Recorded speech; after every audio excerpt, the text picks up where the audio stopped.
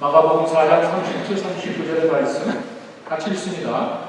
큰 광풍이 일어나며 물결이 배에 부딪혀 들어와 배에 가득하게 되었다. 예수께서는 보물에서 베개를 베고 주무시더니 제자들이 깨어며 이르시되 선생님, 우리가 죽게 된 것을 돌보지 아니하시나이까 하니 예수께서 깨어 바람을 꾸짖으시니 바다로 이르시되 잠잠하라 고요하라 하시니 바람이 그치고 아주 잔잔하여 지더라. 기도하겠습니다. 아버지 하나님 감사합니다. 부족한 저희들에게 주님의 꿈을 주셨습니다. 우리 자신만 생각하는 것이 아니라 하나님이 주신 것을 나누고자 하는 귀한 헌신의 마음으로 멕시코로 향합니다. 저희들의 부족함을 아시는 아버지 하나님, 눈동자와 같이 보호하셔서 정말 주님 사랑하는 영혼들 저희들이 잘 섬기고 육체적인 진료만이 아니라 영적인 치유로 바꾸는 복된 시간 되게 하여 주시옵소서. 찬양과 기도와 말씀 가운데 함께하신 아버지 하나님, 이제 주의 음성 듣기를 원합니다. 말씀을 통해서 하나님의 뜻을 깨닫고 기뻐하며 돌아가는 저희들 되게 하여 주시옵소서. 예수님의 이름으로 기도했습니다. 아멘. 제가 지난 여름에 우리 총회 참석하고 난 다음에 말씀을 드렸습니다. 올해 미 남침대 회입니다. SBC 내셔널 컨벤션, 미국의 가장 큰 개신교단의 총회장으로 당선되신 분이 바로 이웃교회 서밋교회 목사님이시죠. J.D. 구리오 목사님. 그때 같이 나오신 분은요, 남침대교회 원로 목사님이에요. 사우스웨스턴의 그 가장 큰 신학교회 총장을 지내시고 많은 사람들의 존경을 받는 원로 목사님이 나오셨고요. 여기서 젊은 목사님, J.D. 구리오 목사님이 나왔는데 압도적으로 예상을 뒤엎고 이 구리오 목사님이 당선이 됐습니다. 깜짝 놀랐습니다. 뭔가 우리 SBC의 이 남침대교회 무슨 변화를 예측한 것과 같은 그러한 모습이었습니다. 근데 최근에 그분의 책을 제가 한번 읽게 됐습니다. 하나님을 하나님 되게라는 책인데 우리로 하여금 많이 생각하게 하는 내용입니다. 여러분들이 고민하는 그런 내용에 대해서 이분이 글을 쓰셨습니다. 인간이 당하는 고통 가운데 아무것도 하지 않는 하나님 있죠. 그렇게 내가 고통 가운데 하나님 앞에 부르짖지만 하나님은 아무도 안 하십니다. 아무도 안 하십니다. 누가 하시는 건지 아니면 안 계신 건지 고민하는 경우가 한두 번에 그분의 책에 한 청년의 이야기가 제가 여러분들에게 소개하겠습니다. 저스틴이라는 청년인데요, 아주 뛰어난 학생입니다. 공부도 잘하고 운동도 잘하고 학생들에게 굉장히 인기가 있는 리더십이 강한 그런 청년이었습니다. 대학의 동아리 모임에 갔다가 예수님을 알게 되고 거기서 예수님을 영접하고 그리스도인이 되었습니다.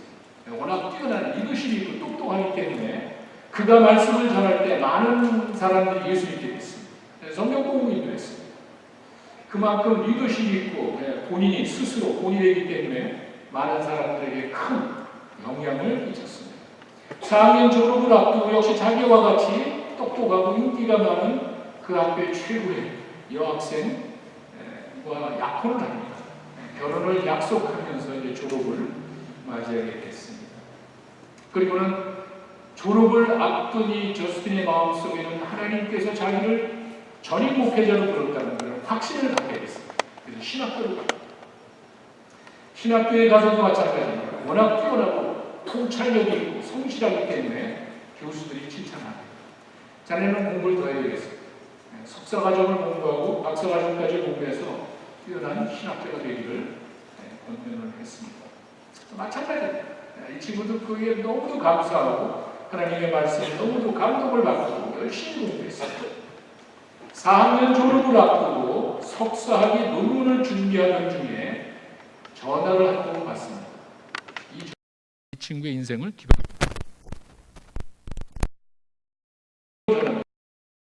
아버지가 별거를 요구한다는 내용이었습니다. 전혀 예상치 못한 일이라 엄청난 충격을 받습니다. 이렇게 갑자기 아버지가 별거를 요구하고 부모님들이 별거하고 있는 가운데 어머니에게서 암기 말이라는 판명을 받게 됩니다.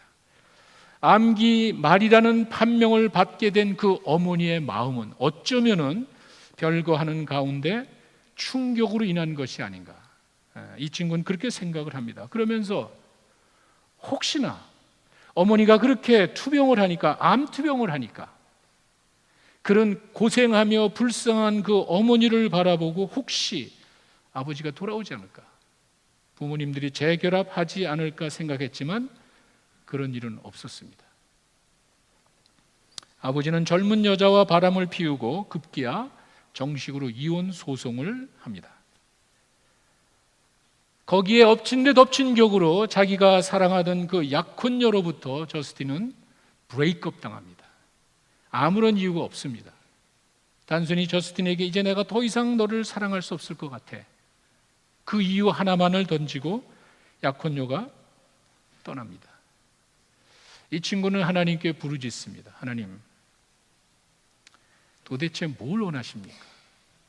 내가 예수님을 믿고 그 주님의 사랑에 감동해서 내 생애를 바쳤습니다.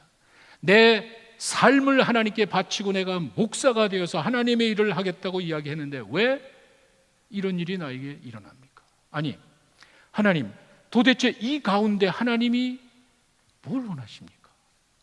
이 친구의 마음속에는 자기가 당하는 고통 자체보다 고통의 의미를 몰랐던 거예요. 왜 자기가 그런 일을 당해야 되는지 하나님이 말씀해 주시지 않는 것이 이 친구에겐 더 큰 고민이었습니다. 마지막으로 기도합니다. 하나님, 기적을 보여주십시오. 하나님은 무엇이든지 가능하신 분입니다. 하나님이 기적을 보여주셔서 정말 하나님 살아계심을 믿고 내가 더욱 열심히 주님 위해 살겠습니다. 그 기적은 다른 게 아닙니다. 부모님이 다시 재결합하는 것입니다. 떠난 약혼녀가 돌아오는 겁니다. 그리고 어머니가 기적같이 암에서 회복되는 겁니다. 이런 기적을 놓고 기도를 했지만 기적은 일어나지 않았습니다. 부모님은 끝내 이혼을 하게 됐고요. 약혼녀도 다른 남자를 만나서 결혼을 했고 어머니는 세상을 떠납니다. 이 저스틴은 어머니의 장례를 마치고 난 다음에 하나님께 부르짖습니다. 하나님, 도대체 뭘 원하십니까? 그러면서 저스틴은 순간적으로 이상한 생각이 들었습니다. 혹시 어쩌면 하나님이 내 기도를 응답하시지 않는 이유가 애초에 존재하지도 않았기 때문이 아닐까, 이런 생각을 합니다. 처음부터 그런 생각이 들었지만 그래도 기다려봤습니다. 자기의 생각이 잘못될 수 있을 거라고 생각하고 기대하고 기다렸지만 결국에 아무 일도 일어나지 않았습니다. 하나님이 계시지 않는다는 것 이외에는 어느 것도 이 친구에게는 설명이 되지가 않습니다. 저스틴은 눈물을 흘리면서 마지막으로 성경을 핍니다. 자기가 신학교에서 배운 그 신앙을 그대로 실천하기 위해 하나님, 이제라도 저에게 말씀해 주시면 고통이 문제가 아닙니다. 고통 가운데 하나님의 선하신 뜻이 있다는 걸 알고 있기 때문에 고통 자체가 문제가 아닙니다. 도대체 왜 이래야 되는지 속 시원히 나에게 좀 말씀해 주시면 아무 문제 없습니다. 계속 성경을 읽어 내려갔지만 역시 하나님은 응답하지 않았습니다. 새벽 3시가 지나서 저스틴은 성경책을 가지고 바깥으로 나갑니다. 그리고는 거기에 휘발유를 붓고 불을 붙입니다. 성경책은 한순간에 타서 사라져 버렸습니다. 더 이상 그에게 성경책이 필요하지 않기 때문에 그랬습니다. 여기서 이야기를 마쳐야 될 것 같습니다. 여러분 어떻게 생각하십니까? 혹시 여러분 이와 비슷한 생각을 가진 적은 없나요? 저스틴에게는 고통 자체가 문제가 아니라 그 고통에 합당한 이유를 찾지 못한 거예요. 자기가 왜 그렇게 고통을 당해야 되는지 하나님이 말씀이라도 해주시면, 깨닫게만 해주시면 되겠는데 하나님은 아무것도 이야기하지 않은 이것이 그에게는 고통스러운 거예요.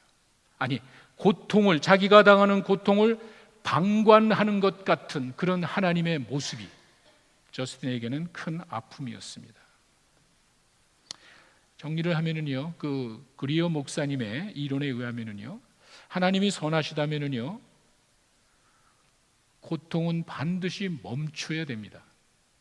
그리고 고통을 멈추실 능력이 있으시면은요, 당연히 그렇게 하셨을 겁니다.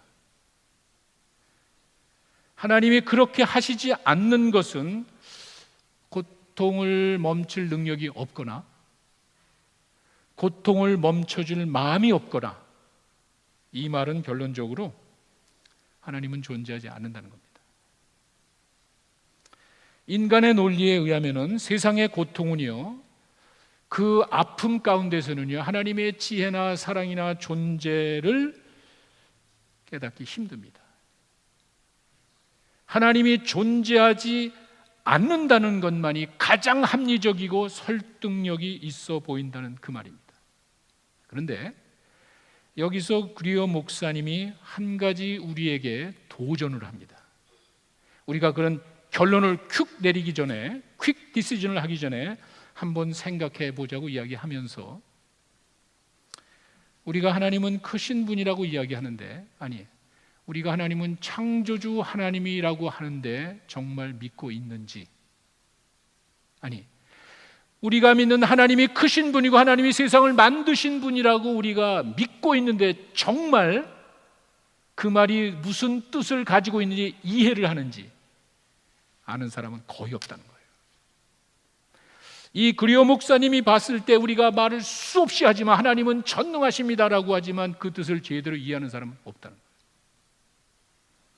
여러분 잘 아시죠? 창세기 1장 3절에 보시면은요, 하나님이 세상을 어떻게 창조하신지에 대한 이야기 나옵니다. 하나님이 이르시되, 무슨 말이죠? 하나님의 말씀으로 세상을 창조하셨다는 거예요.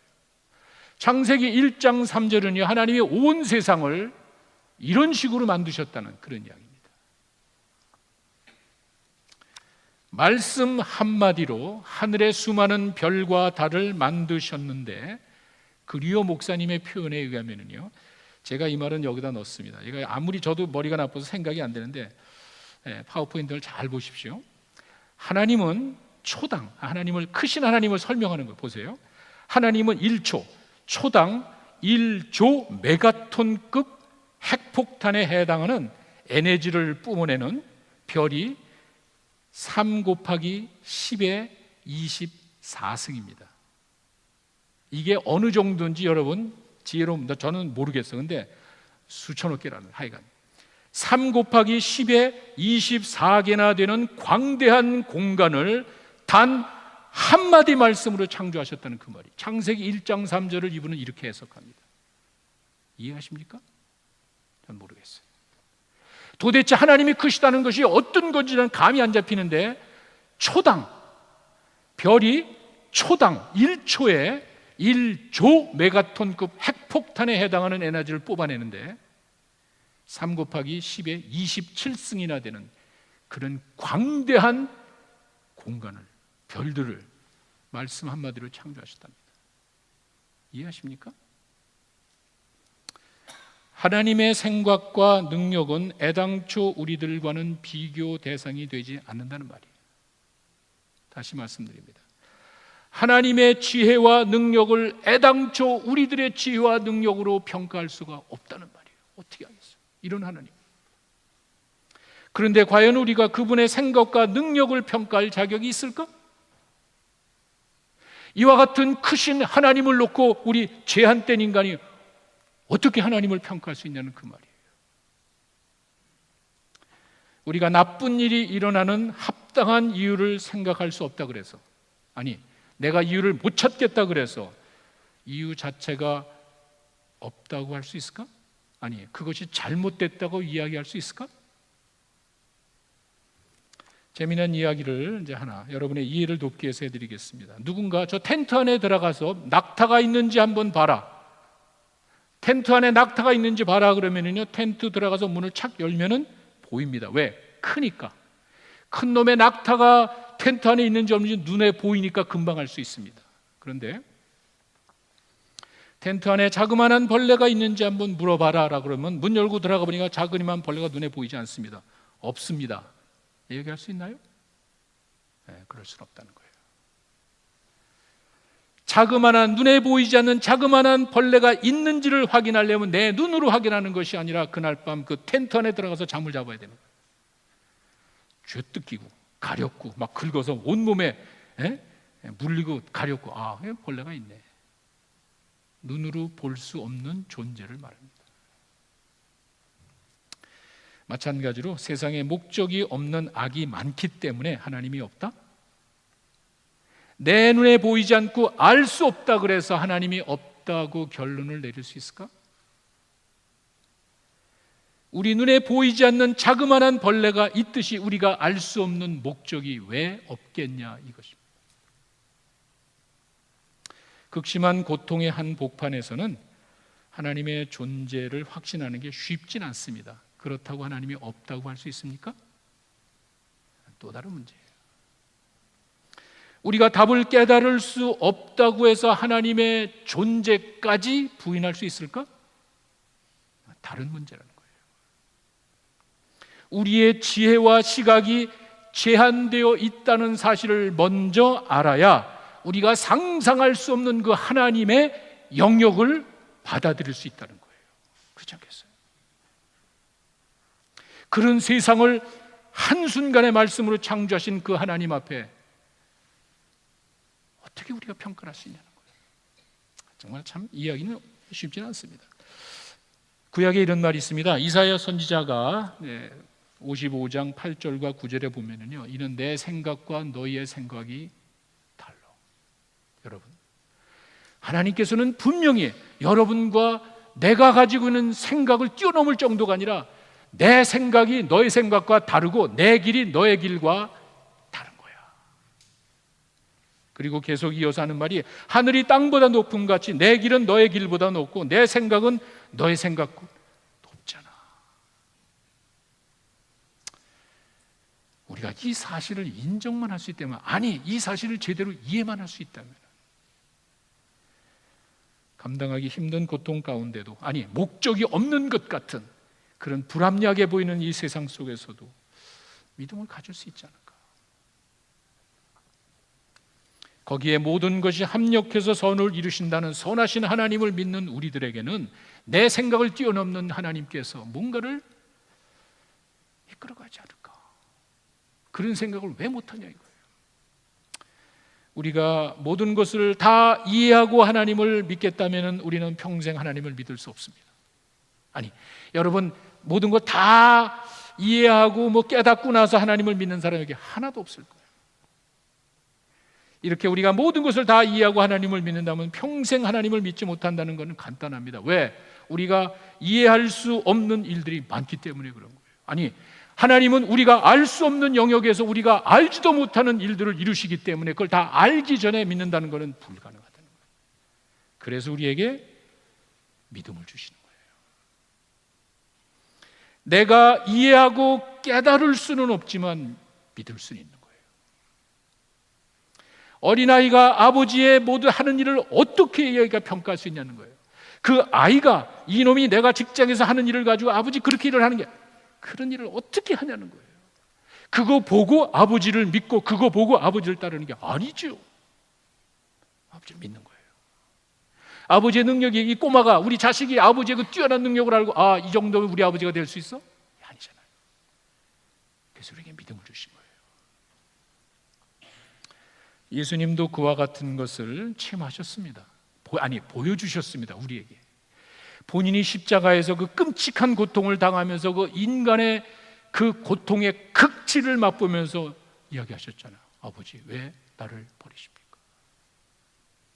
왜 그거는 여러분 소리하세요? 내가 당하는 고통만 크고 왜 하나님 응답하지 않냐고 그러고, 예수님이 하나님의 아들이 왜 나를 버리십니까? 이런 아픔과 고통 속에서도 하나님은 아무것도 안 하셨잖아요. 네, 히브리서에 가니까 그 이유가 너무도 명확하게 나와 있습니다. 히브리서 12장 2절에 가면은 히브리서 기자는 이렇게 이야기합니다. 예수님이 십자가를 이겨내신 건 앞에 있는 기쁨 때문에, 바로 그거예요. 예수님께서 그 고통 가운데 하나님이 침묵하고 계셨지만 예수님은 앞을 보신 거예요. 앞에 있는 기쁨을 바라보고 현재 아픔을 이겼다는 거예요. 뭐죠? 예수님이 십자가에서 피 흘려 돌아가심으로 인하여 영광스러운 부활이 있을 거라는 사실을 믿고 그것 때문에 이겼다는 거예요. 우리가 이런 것도 좀 배워야죠. 지금 내 눈앞에 나타나는 일에 속 시원한 답을 원하기 이전에 하나님의 선하심을 믿고 그 뜻을 믿으면서 앞에 있는 기쁨 때문에 예수님도 그 끔찍한 하나님이 안 계신 것 같은 그 어둠의 골짜기를 지났단 말이에요. 사도 바울이 로마서 8장 18절에 설명을 해주죠. 현재의 고난은 장차 우리에게 나타날 영광과 비교할 수 없느니라. 참, 그러니까 우리가 하나님의 말씀이라고 보지만 여러분, 지금 현재 내가 당하는 이 고난과 이 과정을 통해서 나타날 영광이 비교할 수가 없답니다. 어떻게 하시겠습니까? 한번 생각해 보세요. 지금 내가 당하는 고통이 아프고 끔찍하지만 이것은 내가 받을 영광이랑 비교도 안 돼. 할 만한 거 아니에요? 내가 정말 그 말씀을 믿는다면 그거 괜찮은 거 아니에요? 믿지 못하잖아. 그게 문제예요. 하나님이 문제가 아니라, 하나님이 안 계신 것이 아니라 그 깊은 뜻을 이루기 위한 과정에 현재의 고난은 장차 받을 영광과 비교가 안 된대. 믿질 않잖아. 이게 문제죠. 예수님은 앞에 있는 기쁨 때문에, 영광스러운 부활 때문에 아픔을 이기신 거예요. 히브리서에 이런 말이 있습니다. 너희에게 10장 36절에 너희에게 인내가 필요함은 너희가 하나님의 뜻을 행한 후에 약속한 것을 받기 위함이다. 여러분, 기다림이 정말 쉽지는 않습니다. 근데 이 말씀은요, 여러분과 내가 기다려. 우리가 하나님의 뜻을 행한 후에 반드시 이루어진단 말이에요. 왜? 내 믿음 때문에? 노, 그게 아니죠. 내 믿음의 대상 때문에. 약속대로 행하시는 하나님이 있기 때문에 그 말씀에 순종하며 사는 사람들은요, 기다려봐. 반드시 여러분 가운데 이루어지게 될 줄로 믿습니다. 지금만 보잖아요. 지금 이루어져야 되잖아. 내 방법대로만 이루어지기를 바라니까 안 되는 것이지, 정말 크신 하나님을 믿는다면 약속했잖아요. 그런데 문제는요, 어쩌면 우리가 이 세상을 떠날 때까지 그 일은 일어나지 않을 수도 있습니다. 이게 문제예요. 내가 이 세상을 떠나기 전에 그 약속한 것이 이루어지면 다행인데 그렇지 않을 수도 있는 거예요. 또 이어서 히브리서에 가면 11장 13절에 앞에 이제 그 믿음의 사람들을 쫙 열고 뭐 아브라함에 대해서 뭐 이 사람 성경을 쫙 이야기하고 난 다음에 13절로 가니까 이런 말을 해요. 이 사람들은 다 믿음을 따라 죽었대요. 약속을 받지 못했대. 이럴 수도 있다는 거예요. 이 사람들이, 믿음의 조상들이 하나님의 약속을 다 받는 건 아니야. 그런데 믿음을 가지고 죽는 거야. 믿음을. 내가 현재 맛보지는 않지만 이 모든 과정에 내가 원하는 것이 내 눈앞에 일어나지 않지만 믿음을 가지고 죽는데, 야, 이게 정말 이유는요, 멀리서 보고 환영하며 또 땅에서는 외국인과 나그네임을 여기가 전부가 아니라는 거예요. 우리는 나그네로 사는, 우리가 본향에 갈 때까지는요, 이 땅에 사는 동안 많은 일이 있을 수 있다는 거예요. 여기서는요, 내가 약속한 거 받지 못할 수도 있다는 거예요. 그렇잖아요. 그러나 본향이 있잖아. 여기서 다 이루어지는 게 아니잖아. 우리가 여기서 영원토록 사는 게 아니잖아요. 본향으로 갔을 때, 그 본향을 염두에 뒀을 때 우리는 지금 내 눈앞에 나타나는 일들이 이해할 수도 없고 아프지만 이해할 수 있는 거예요.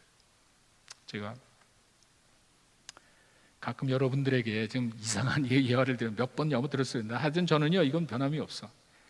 제가 이 볼펜을 찍어서 여기다 톡 찍으면은 표시도 안 나잖아요.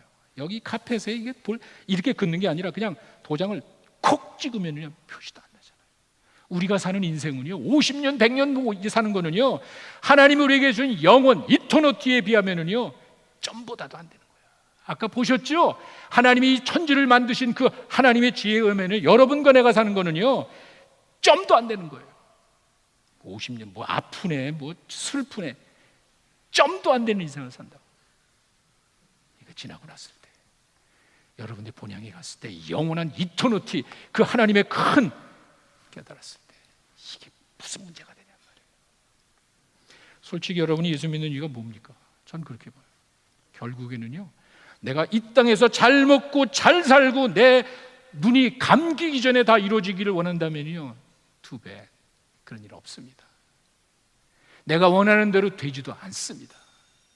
그러나 내가 이 세상을 떠날 때 내가 상상할 수 없는 하나님의 엄청난 지혜와 능력으로 만들어 오신 처소로 가는 거예요. 내 영혼의 안식처로 가는 거예요. 그 때문 아니에요? 물론 지금도 있죠. 지금도 내가 하나님의 사랑받고 보장받는 그 안정된 이 삶을 뭐 누구하고 비교할 수도 없죠. 그게 전부가 아니잖아요. 참 이해할 수 없는 그런 일들 가운데도 우리가 기억해야 될 참 귀한 교훈이라고 봅니다. 제가 오늘 여러분들에게 읽어드린 본문은요, 예수님께서 폭풍 가운데 제자들을 만나신 그러한 사건이죠. 근데 저는 이게 그냥 평범한 사건은 아닌 것 같아요. 이런 일이 몇 번 있었거든요. 물 위로 걸어가시다가 베드로가 물에 빠진 사건인데, 하여간 이런 일들이 종종 있었던 것 같은데, 저는 이걸 좀 색다른 각도에서 여러분들에게 소개하려고 합니다. 보세요. 큰 광풍이 일었다 그러는데 사실 갈릴리 바다가 아니라 그 호수구덩이요. 성지순례를 다녀오신 분은 알지만 그곳은요, 밀물 썰물 바다 파도가 없는 거예요. 그러니까 이 말을 보면 뭐 파도가 일고 파도가 뭐 배 들어오고 뭐 광풍이 나고 이게 뭐 이상하다 그러는데, 그 성지순례 다녀오신 분들은 그 지형을 이해할 겁니다. 이렇게 이제 지중해에서 바람이 불어오면은요, 그 육지에 이 산맥 같은 거대한 그 헐몬산, 헬몬산이 헬몬산. 그러면은요, 이 바람이 불다가 헬몬산에 탁 부닥쳐가지고 올라갑니다. 쭉. 근데 지중해 수면과 갈릴리 바다 수면은 200m 차이가 납니다. 보세요. 지중해 바다에서 불어오는 바람이 여기 절벽 같은 헐몬산 기슭을 팍 타고 올라갔다가 웅덩이 같이 파진 그쪽으로 꽉 내려갑니다. 200m 수면이 낮습니다. 갈릴리 바다가. 그럼 이렇게 갑자기 바람이 불어오다 보면은 이놈이 들어와 가지고 그냥 막 회오리바람 같이 휘몰아치는 그런 경우가 가끔 있대요. 그러니까 이게 광풍이라는 게 무슨 뭐 그게 바다도 아닌데 무슨 광풍이 부니까 성경이 가짜, 그게 아니고 간혹 그런 지형에 의해서 광풍이 불어올 때가 있습니다. 예측할 수 없는 거예요.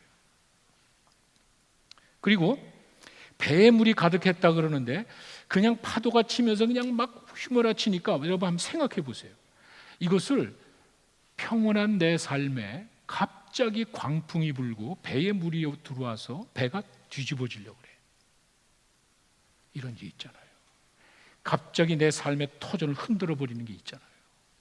사고를 났든지 질병이 있든지 뭐든지 하여간 갑자기 예기치 않은 일로 인해서 그 제자들의 마음을 한번 보라는 거예요. 그 갈릴리 바닷속에서 막 덜덜덜 이 모습만이 아니라 그 상황은요, 갑자기 원치 않는 예기치 않은 사고를 당하는 우리 주변의 사람들과 뭐가 다르냐 말이에요. 갈릴리 바다에 뼈가 굳은 노련한 어부들이 꼼짝 못하는 그런 일이 있습니다. 여러분의 뛰어난 지혜와 능력을 감당할 수 없는 일이 있습니다. 만약에 광풍이 불고 날씨가 안 좋으면 안 떠났죠. 그죠? 어부들이 그 정도 모르겠습니까? 거기 이거 오늘 기후 보니까 안 좋아, 이거 안 가는 게 안 갔겠죠. 그게 아니에요. 아무 이상 없었습니다. 평안했습니다. 그래서 갔는데 갑자기 부러졌기 거예요. 예측할 수 없는 일이 그들에게 일어났습니다. 근데 예수님의 모습을 보십시오. 그 안에 예수님이 있었거든요. 고물이라는 것은 배 저 끝이라는 말. 예수님이 거기서 주무시고 계신 거예요.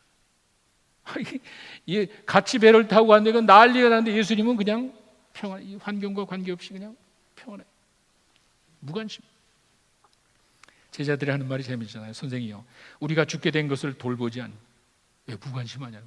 아니 우리가 그냥 난리치는데 어떻게 선생님 죽을 수 있습니까? 하나님, 내가 아픈데 내 이 고통 가운데 저스틴이 외치듯이 하나님, 이 상황에서 하나님 왜 아무것도 안 하십니까? 그 말이에요. 예수님은 바람을 꾸짖으셨고 바다는 다시 잔잔하고 고요해졌습니다. 이 내용이에요. 저는 이 내용 가운데 폭풍 가운데 계신 주님, 무슨 의미가 있나? 첫째는요, 우리가 당하는 고난 가운데 주님이 함께 계심을 보여줍니다. 제자들과 주님은 함께 계셨습니다. 광풍이 불고 난리가 날 때 주님이 계셨습니다. 근데 조금 이상한 모습이 있었어요. 주무시고 아무것도 안 하고 계셔. 내가 그런 어려움 가운데 하나님이 없는 게 아니에요. 내가 그런 고통을 겪고 막 난리 쳤을 때 하나님이 없는 게 아니에요. 주무시고 계시더라고요. 특이한 모습이에요. 이게 문제예요. 고통 가운데 하나님의 사랑과 존재를 의심하듯이 분명히 옆에 계시지만 주무시고 계신, 자기들 고통과 아무 상관없는 것 같은 그런 모습으로 예수님이 계시단 말이에요. 이거를 구약에 가니까 이사야가 45장 16절에 이렇게 이야기를 합니다. 저게 잘못된 것 같아요.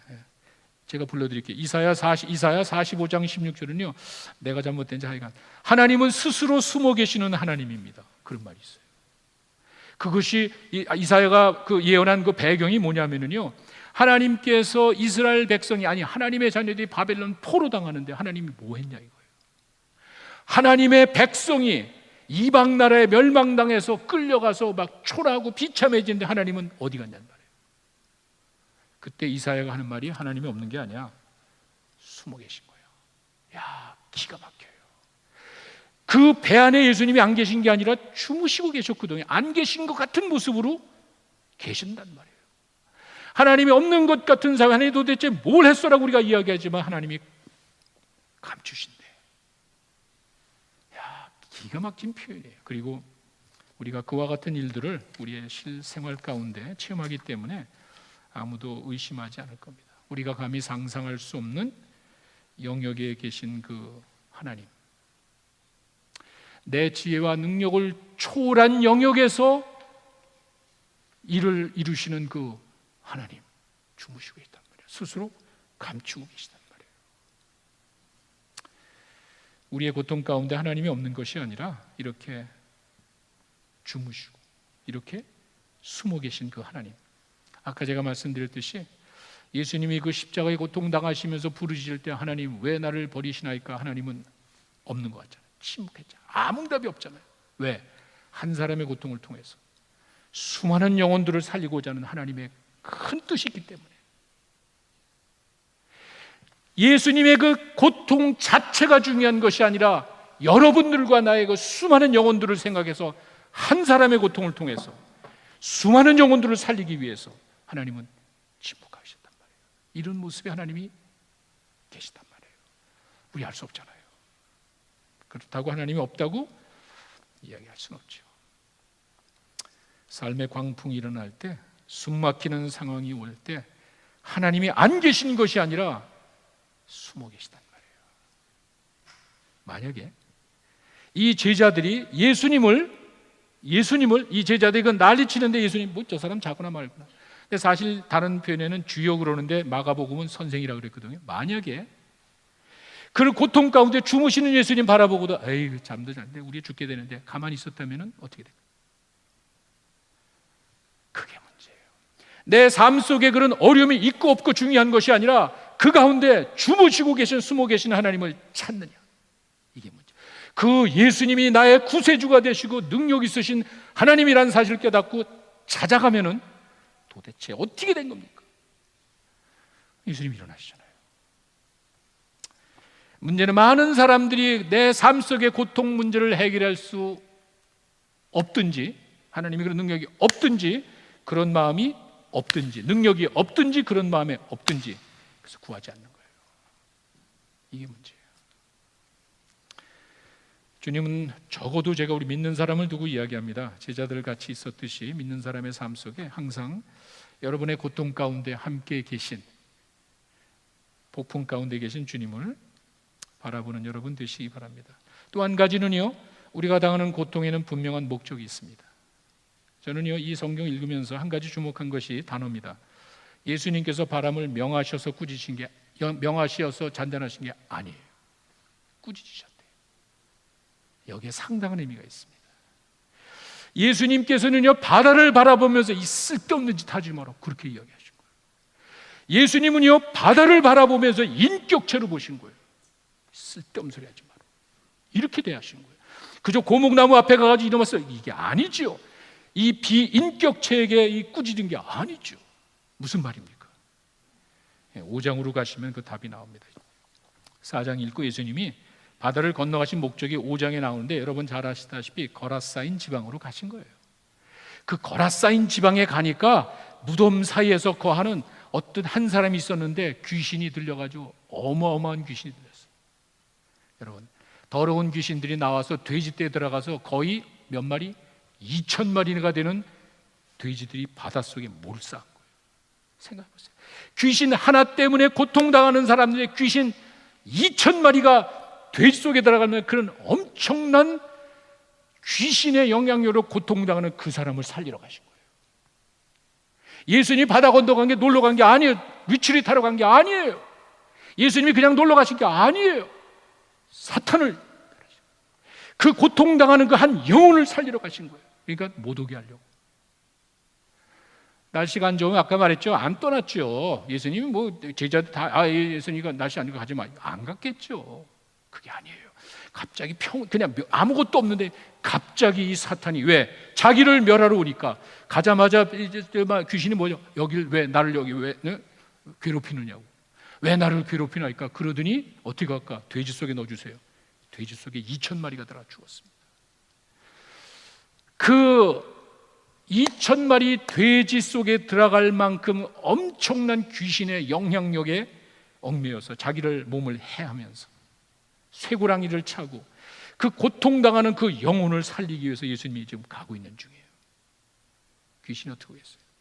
방해해야지, 못 오게 해야지. 예수님이 쓸데없는 짓 하지 마라, 그렇게 얘기한 거예요.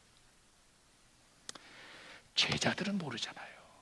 제자들은 자기들이 감 잡아가지고 예측할 수 있는데 갑자기 왜 이런 일이 생겨? 모르잖아요.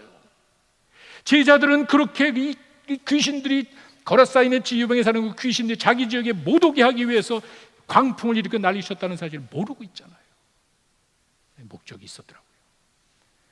광풍을 꾸짖으신 그 예수님의 마음속에는 우리가 모르는 고통 속에 뜻이 있었구나. 새로운 사실을 보여줍니다. 예수님은 단순히 제자들만 살려준 것이 아니라 귀신 들린 자도 살려주셨습니다. 감추어진 목적이 있었다는 거예요. 제자들은 모르잖아요. 사도 바울도 그와 비슷한 체험을 했습니다. 위대한 사도로 큰 일을 이루었지만 자기 몸에 자그마한 가시, 사탄의 가시, 눈에 보이지도 않은 가시는 보이지도 않습니다. 가시 때문에 고통을 겪어 창피해. 죽은 사람을 고치죠. 죽은 사람을 살리고 위대한 일을 했던 그 바울이 가시, 보이지 않는 자그마한 것 때문에 고통을 겪어서 살려달라고 하나님 응답하지 않잖아요. 뭐죠? 그대로 살아. 그러면서 깨달은 것이 My grace is sufficient to you. 고린도후서 12장 9절과 10절의 말씀이죠. 내 은혜가 내게 좋게. 이제는 가시가 없어야 내 문제가 해결되면은 네 힘으로 사는 거잖아. 그렇잖아요? 나에게 지금 이 고통의 문제가 있습니다. 해결해 주십시오. 그러면은 내 힘으로 살아가는 거잖아. 그게 아니야. 고통 가지고 사는 거야. 하나님의 은혜로 사는 거야. 그래서 은혜의 사도가 되는 거예요. 그리고는 내가 연약할 때, 여러분 그런 게 어디 있습니까? 세상 사람들이 내가 연약하면 비웃지요. 루저, 바보 같은 천한 사람으로 보지만 믿는 자들은 그게 아니에요. 내가 약할 때 하나님의 강한 역사를 체험한 여러분 되실 줄로 믿습니다. 이걸 깨달은 거예요. 사랑하는 성도 여러분, 삶의 폭풍 가운데도 함께 계신 주님을 바라보며 사시는 여러분 되시기를 바랍니다. 거친 파도를 향하여, 아니 거친 파도가 나한테 올 때 그 가운데 주님이 함께 계심을 믿으시기 바랍니다. 그 무서운 폭풍 가운데서도 우리를 향한 하나님의 선하신 뜻이 있단 말이에요. 걷잡을 수 없는 삶의 폭풍 가운데도 잠잠히 주님 바라보며 사시는 여러분 되시기를 간절히 축원합니다. 기도하겠습니다.